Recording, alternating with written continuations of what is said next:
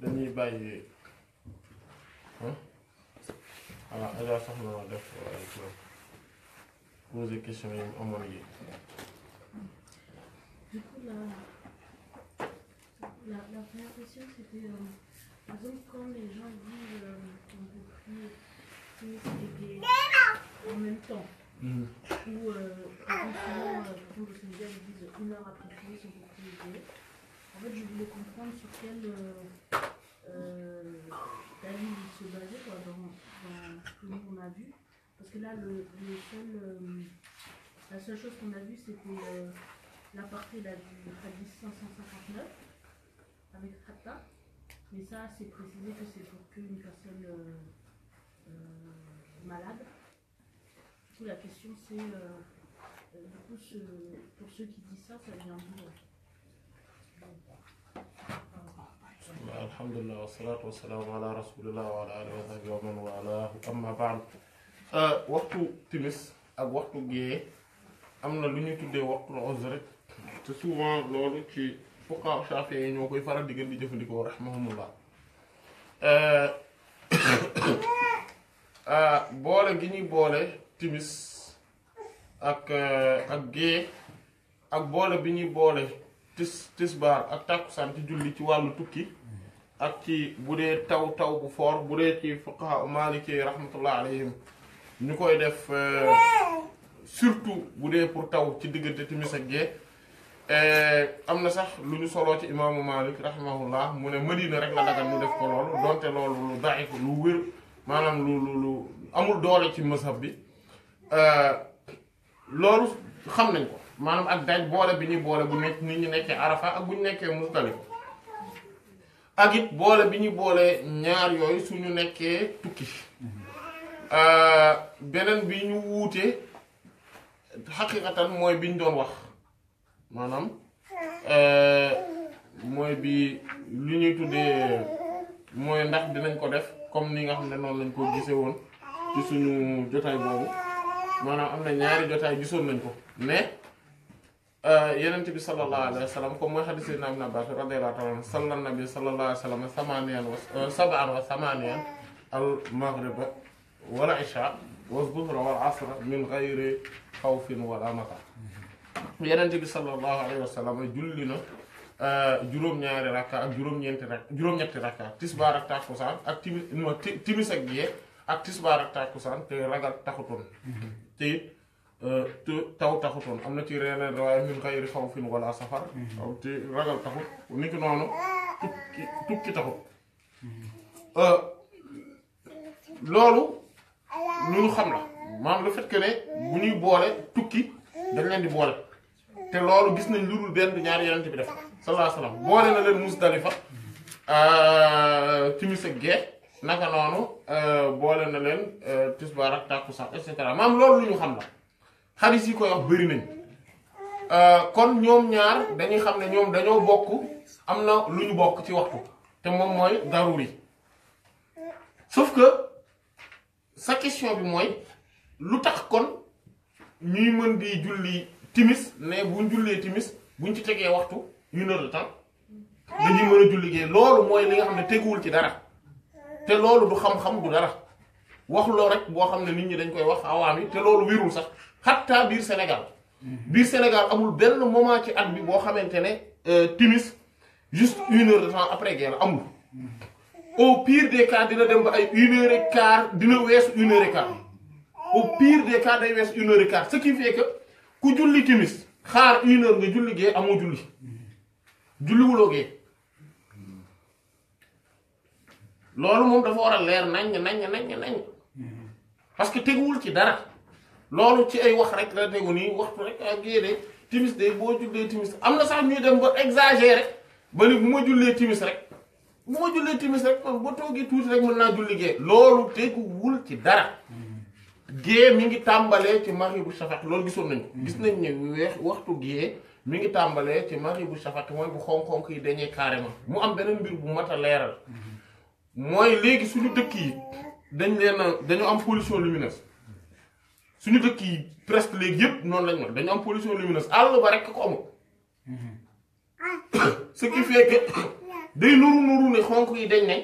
wala fajar gi xar na fekk xaragul et que xonk-xonk yi dañagul lu tax parce que lampe yi fi nekk mooy joxe beneen vision ci mbir mi beneen perception ci mbir mi pollution lumineuse bi moo koy waral loolu yëpp mat naa bàyyi xel moo tax kese masala bi xaqiqatan masala bu mat a bàyyi xel la effectivement jazakumullahu xayran masala la boo xamante ne lu mat a leeral la du loo xamante ne lu ñu war a woyofal la wala mu nekk loo maanaam ba pare li ci gën a grave mooy dafa siiwaay boo xamante ne day tax sax ba ñi jàng ñi nga xamante ne jàng nañ de xataa maanaam doonte Laxdari jàng nañ ko sax nga xam ne dañuy gis ne maa ngi ba Shafaqi ci la timis ci la gée di table et cetera dañuy fàtte lañ jàng di dem di toppi ñi nga xam ne jànguñu ñiy wax loolu ñu déglu leen ñu di leen déglu te fàtte nañ lañ jàng ñoom loolu moo ci gën a yéeme en fait yàlla ñu yàlla sàmm wallahu ta'ala a'lam. Par exemple, comme là, on a dit avec la pollution, etc., tout ce qu'on a vu, en fait, c'est, pour trouver les heures de prière, c'est en rapport avec le soleil. Du coup, là, maintenant, dans les applications, là, c'est en fonction des degrés. Dans le Sharif, il en parle plus tard, donc ça veut dire que c'est de ce qu'on est en train de voir là qu'après, on fait le lien. Voilà, c'est ça. C'est-à-dire que li tax ñuy waxi degré lii kese la xam nga jàng nañ ko ne maghribu shafaqi ak fajar gu xar moom mooy moom la ñuy xamee ne gee jot na ak ne timis ak ne suba fajar jot na loolu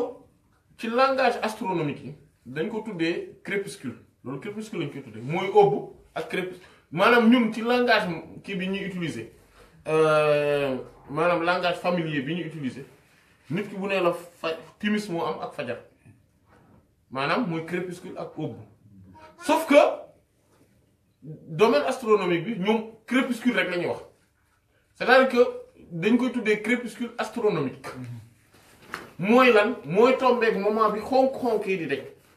ak moment bi nga xamante ne moom la fajar gi xar loolu nag mi ngi am su fekkente ne jant bi dafa nekk à 18 degré wu surface suuf si loolu mooy lan mooy jant bi su nekkee nii di dal fii bëccëg yëpp day def nii ce qui fait que nii dañ koy gis ci surface suuf si dañ koy gis mu nekk comme boule bi nii fii nii jant bi yow journée bi yëpp da nga koy gis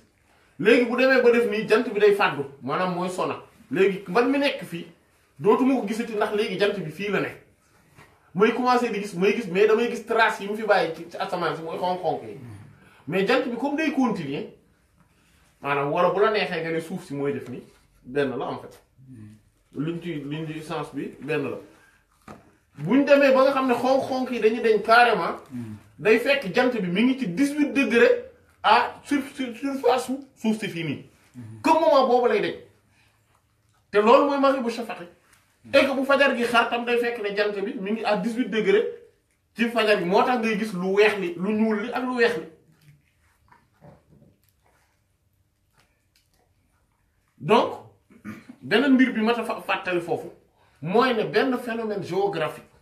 ci benn lieu bu donné mënta am 2 fois de suite ci même jour bi c'est-à-dire que weer wi que jant bi mënta so à 20h45 ñu ne jant bi sona ñu bàyyi ba 20h50 jant bi sowaat loolu mënta ne benn yoon lay so maghriba shafaqi tamit benn yoon rek lay am du am ñu toogaat ba beneen waxtu mu amaat ñu toogaat beneen waxtu mu amaat ñu naan calendrier yi wuute nañ ñoom ñëpp am dëgg loolu mënta ne c'est-à-dire que tey bu la kenn ne la 20h45 la timis di jot ki ci des ne la 20h50 la timis di jot ki ci des ne la 21h la timis di jot soit ñoom ñett ñëpp kenn waxu ci dëgg wala boog lu mu bon kenn rek a ci wax dëgg ñoom ñëpp mënuñoo wax ndoo dëgg parce que jant bi mënta soo 20h45 20h50 mu sowaat 21h mu sowaat loolu mënta ne loolu nag foofu nag la ñuy gisee ràññeeku gi mu ràññeeku ñu xam mbir mi mu leer ci suñu bopp voilà te jullit comme li yent bi wax saa sam laa yakunu ahadukum immaan bu kenn ci yéen nekk immaan mooy yaqulu in ahsana an-naasu ahsantu wa in asaa an-naasu asatu bu kenn ci yéen nekk al toppe immaan mooy al toppe di wax rek ne bu nit ñi defee lu baax ma def lu baax bu nit ñi defee lu bon ma def lu bon li wolof yi di wax ne sama mbokk wolof yi li ñu wax ne boo demee ci ab dëkk nga fekk ñëpp kenn solu ci yére yow boo solee yére yow yaay dof bi loolu du dëgg loolu du dëgg parce que ala kulli xaalin ñàkk a sol yére di dox ci mbedd mi yëfi dof la kon ak foo ko mën a defee ak nombre de personnes yu ko mën a def ñoom ñooy dof yi yow mi sol yére yaa wér voilà donc mbir mi loolu moom moo tax en fait benn caractéristique boobu moo ci maanaam benn degré boobu moo ci baax mooy 18 bi. Du coup, la différence, elle doit se faire à Fabien et Timis, et pas Fabien et Timis. lan. La différence, du coup, par rapport à l'angle, elle doit se faire à l'aube. entre gée ak timis parce que timis mooy bu jant bi di doog a so quand soleil bi est à 0 degré foofu mooy timis mooy soleil le soleil est à 0 degré de la surface terrestre de la surface en tout cas locale maintenant day évoluer day continuer di weex di leer te d'ailleurs loolu la tax ñu ne yeneen bi sax mu maanaam buñ daan julli ba pare gis nañ ko nit ki su sànnee flèche am fi flèche bi di dal da koy gis te pourtant jant bi dugg na ba pare timis jotoon na ba gaa yi julli ba pare génn mu continuer di leer jamono yeneen bi loolu la ma daan xew salaa salaam loolu li koy indi mooy nag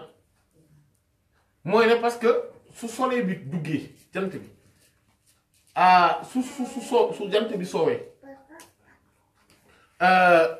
mi ngi soo à 0 degré de la surface de la localité après day évoluer ba à 6 degrés su demee ba 6 degrés loolu la ñuy tuddee crépuscule civil crépuscule civil la tudd en astronomie moment boobu day ci la leer gi di deñ complètement nga gis biddiw yi commencé feeñ à 12 degrés loolu la ñuy crépuscule nautique à 12 degrés bu jant bi tollee foofu nga gis biddiw yi nag leer nañ mais ba tey mu lëndëm mais ba tey xonk-xonk yi dañagul c'est à 18 degrés que la xonk-xonk yi di dañ carrément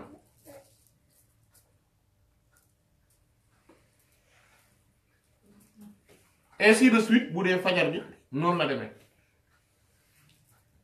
wallahu taala alam.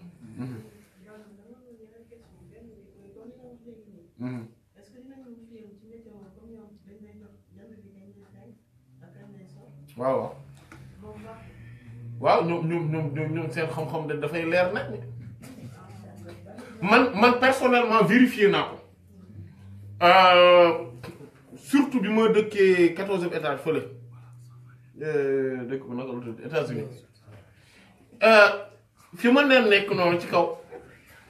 dama daan gis jant bi ni muy génnee bu jant bi dee génn damay xool heure exacte bi ñu wax mais même heure bi lay doon mais minute du ci yokk maanaam minute bi buy jot moment bi minute bi di jot ci ngay gis jant bi di génn man en tout cas vérifié naa ko à plusieurs reprises ci loolu waaw exactement voilà.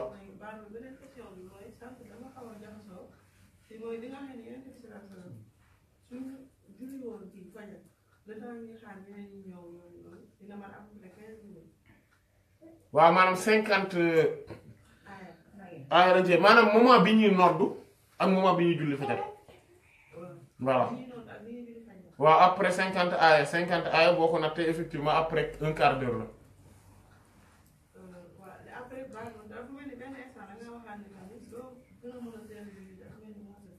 waaw mais xam nga julli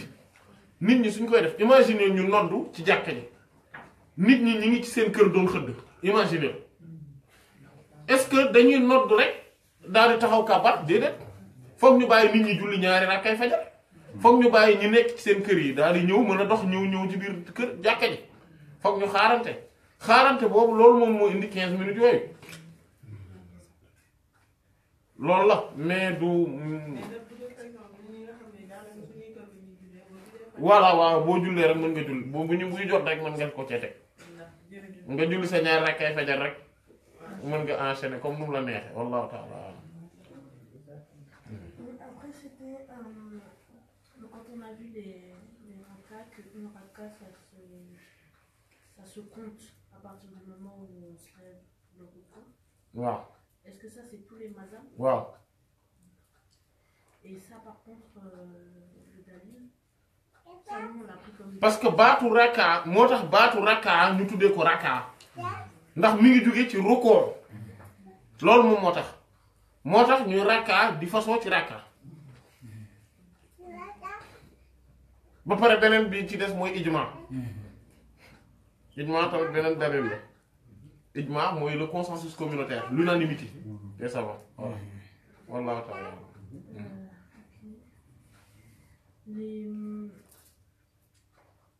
Dans le mazhab des Hanbalites, quand on dit que pour eux, ce qu'on doit dire dans le ruku et dans le sujoud, pour eux, ça fait partie des piliers de la prière. Et par contre, quand on prie devant, du coup, c'est la même question pour Fatiha en fait, parce que quand on prie devant un imam, par exemple, derrière un imam, et il va super vite, et ben comment est-ce qu'on va. Enfin, en fait, du coup, on fait pas. Non, doo julli ci ginnaawam quoi. Et par exemple, même si c'est un imam, ben, en fait, toute personne ne récite pas de la même façon. C'est-à-dire, si nous,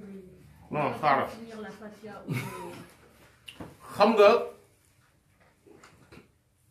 hadisu musii'u li salaatihi dinañ ko gis incha allah am na partie yuñ ci jotoon a wax ci bi ñuy wax ci wàllu njàpp lii faratay njàpp mooy waa ji ñëw ci kanamu Yonent bi sallallahu alayhi wa sallam di julli ñëw dugg ci jàkk ji julli bu gaaw boobu Yonent bi sallallahu alayhi wa sallam ne ko izhab fa salli fa innaka lam tusalli yow demal nga julli parce que julliwul yaa ngi fàttali ko xaalis boobu voilà mais parce que julliwul ki julliwul mënoo julli ci ginnaawam. Non mais ce que je veux dire c'est ñépp tolloowuñ ni ñuy tare. Voilà, je veux dire quand mais dafa am loo xamante ne mooy li ñépp mën a def te dal boobu temps boobu il faut mu mën a am c'est-à-dire que nit ki foog mu mën a rukkoo boo xamante ne dana tax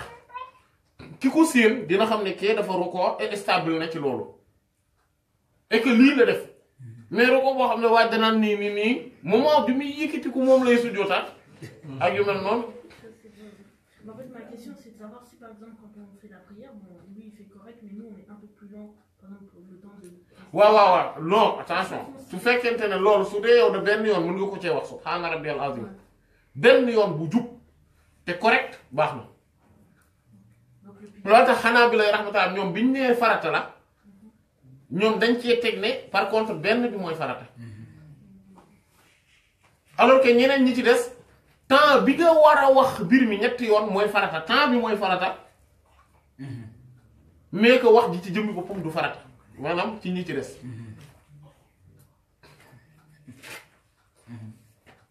temps bi farata la sauf que wax ji moo dul farata wallahu ta'ala c'est que farata la loolu laa la wax ni la ponk la parce que li dalil bi moom mooy li ma la wax mooy aaya alquran la parce que alquran bi wax bëri na aaya alquran fa subhaanallahi hiina tumsuuna wa hiina tusbihuuna ak aaya bi wax ne fa sabbih bi hamdi rabbika qabla tuluu'i shamsi wa qabla al-ghuruub ak maanaam aaya yu bëri la rijaalun laa tulhiihim tijaaratun wa laa bay'un an dhikrillaahi wa iqaami salaati wa iitaa'i zakaat du boobu fii buyuutin adina Allahu an turfaa wa yuzkara fiihaa ismuhu yusabbihu lahu fiihaa bil ghuduwwi wal aasaal maanaam ba tey yooyu lay wax maanaam aaya yi wax di wax sàbbaal fekk la mu namm ci sàbbaal bi mooy julli ci jëmmi boppam dafa bari te loolu mooy jëmmi comme li tax par exemple alquran bi mu ñëwee ne faqra'u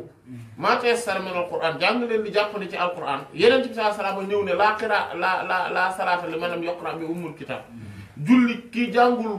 ummul kitab muy faatihatul kitab julliwul maanaam mooy amul julli ak xadis ak aaya bi naan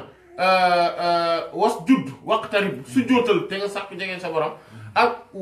yaa marnu yaa muqnuti li rabbiki uqnuti mooy taxawal nga jàkkaarloog sa borom li rabbiki wasjud yi na nga sujjóot warkaay na nga roko maa raakee na ànd ak ñuy roko maam yooyu yëpp aywa iza qila lahum irka'u laa yarka'un suñu leen waxee roko leen bu leen roko yooyu spécifique yooyu yi ci la ñuy xamee ni yii ñoom ñooy ponki julli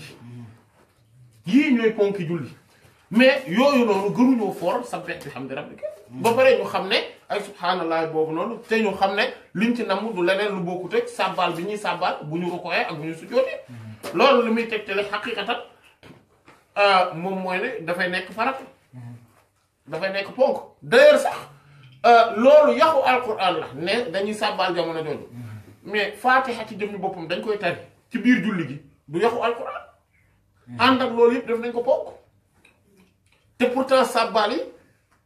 yaxi alquran la loolu moom moo tax xanaa bi lay rahmatullah alayhim loolu ñu wax noonu loolu maanaam ba man en tout cas ci sama niveau gisaguma lu ko daj gisaguma lu ko dindi gisuma lu ko teggi gisuma sax luy nuróog lu koy teggi wallahu ta'ala alam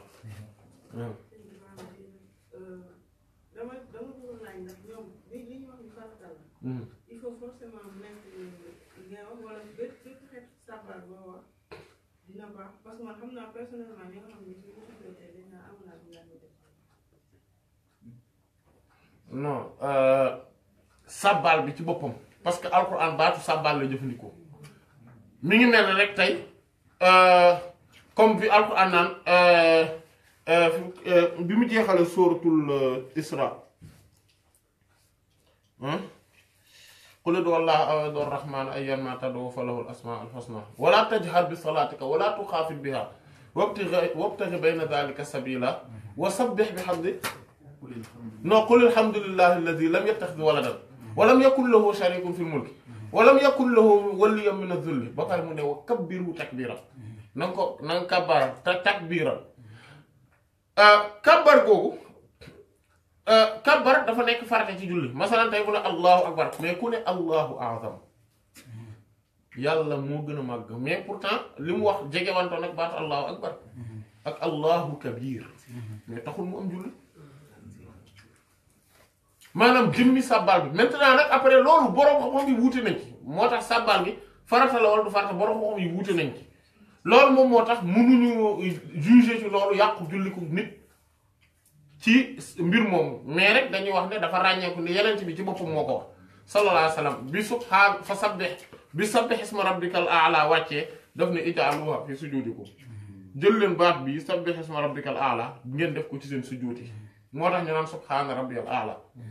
bi fa sabbih bismi rabbikal azim bi mu wàccee ci la ne ij'aluhu fi ruku'ikum def leen ko ci seen ruku ngeen wax subhaana rabbiyal azim wa ci yeneen wax wa bihamdihi comme ni alquran fa sabbih bihamdi rabbika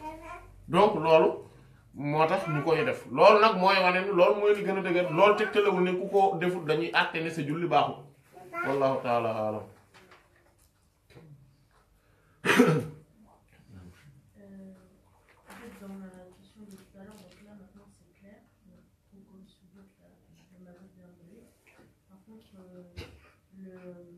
Comme on a dit, en fait, ce qui est sûr, c'est que Fatiha, par exemple, c'est un pilier. Mais par exemple, quand je viens et qu'on a déjà commencé la prière, on n'a pas le Fatiha, mais on a la Raka. Du coup,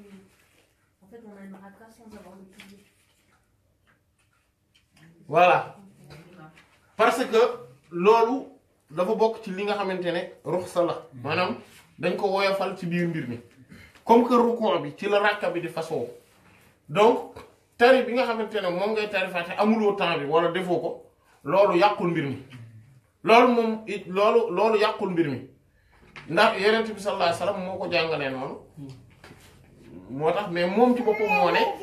Faatiha ku ko jàngul sa julli baaxul maanaam mooy te nga mën koo jàng te nga am temps wu jàng ko comme par exemple ki mënta tari Faatiha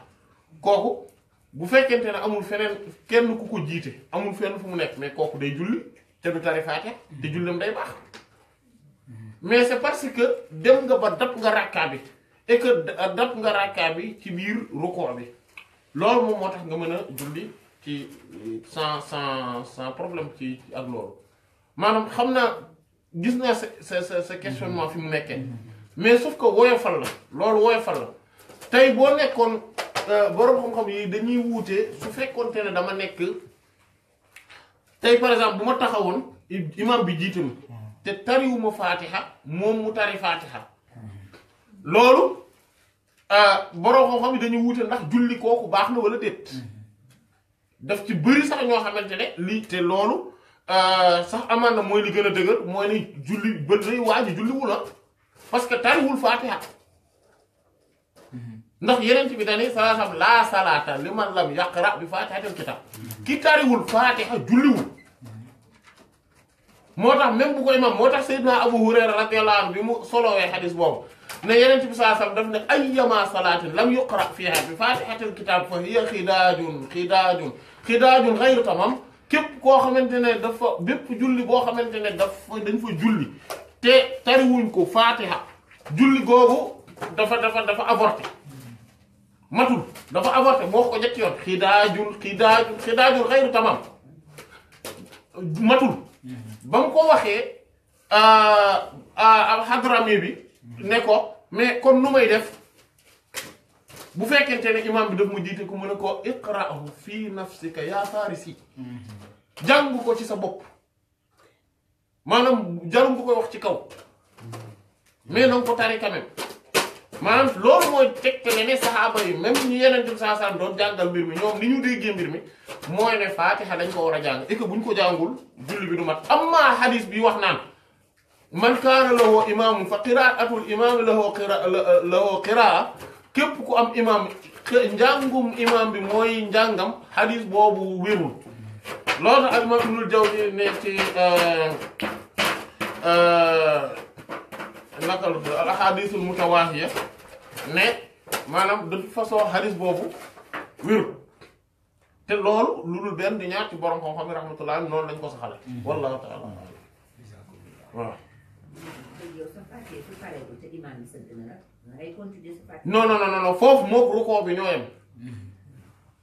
mais loolu mooy bu fekkente ne imam bi tari na ko parce que tari tamit xam nga su fekkente ne yow da nga yéex xam nga tamit yéexum njàng am na lu normal am na lu normalul parce que quand même doo julli ci ginnaaw nit ñi di tari naan bismillah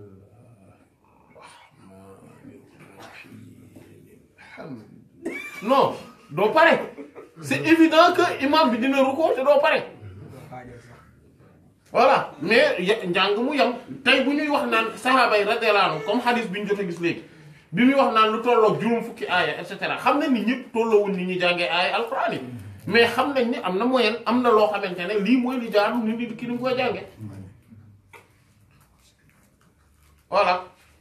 loolu tamit beneen la mais am naa bu dee imam par exemple tari bu na bismillahir rahmanir rahim alhamdulillahi rabbil alamin non loolu tamit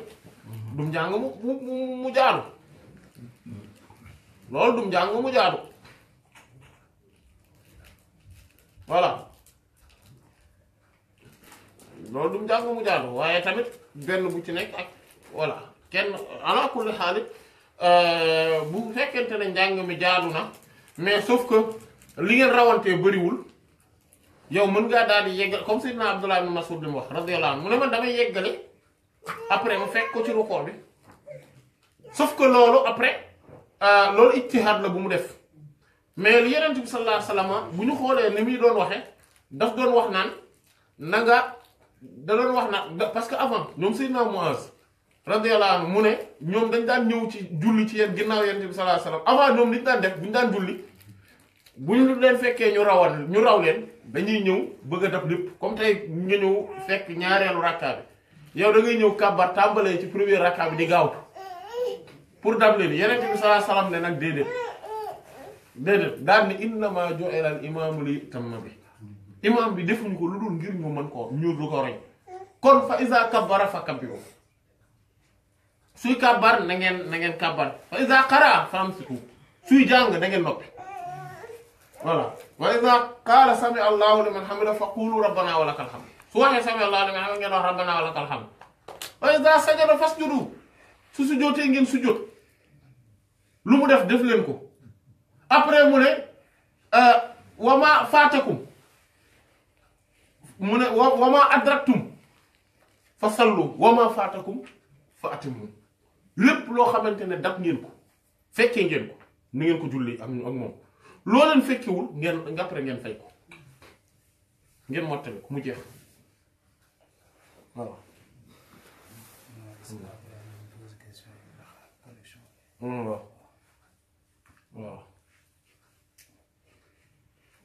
waaw bu beneen yoon